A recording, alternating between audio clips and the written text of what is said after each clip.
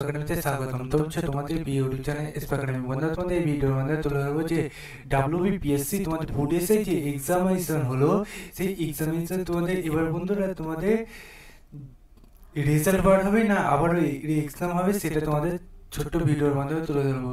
তাই ছোট্ট ভিডিওটি পছন্দ না করে পড়ে দেখো, এবং আমরা যে প্রত্যেক দিন ভিডিও তুলে ধরি সেই ভিডিওগুলো সর্বপ্রথম পেতে চাইলে চ্যানেলটিকে সাবস্ক্রাইব করে নিও, প্রচুর পরিমাণে শেয়ার করে দিও।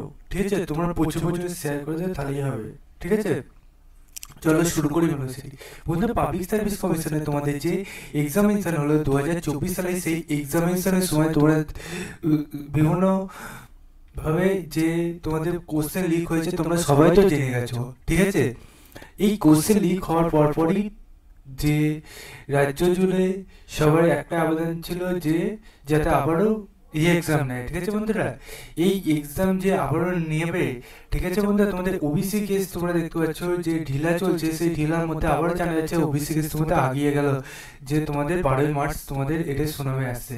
বন্ধু, এটা যে তোমাদের পুরোপুরি মিটে যাবে 12 মার্চ, তারপরে বন্ধুরা যদি মিটে যায় তাহলে আমরা 20 মার্চের মধ্যে আমরা জানতে পারবো যে এক্সাম হবে না হবে না। আমার যতটা আশা আছে এক্সাম হবে, তোমাদেরও হবে।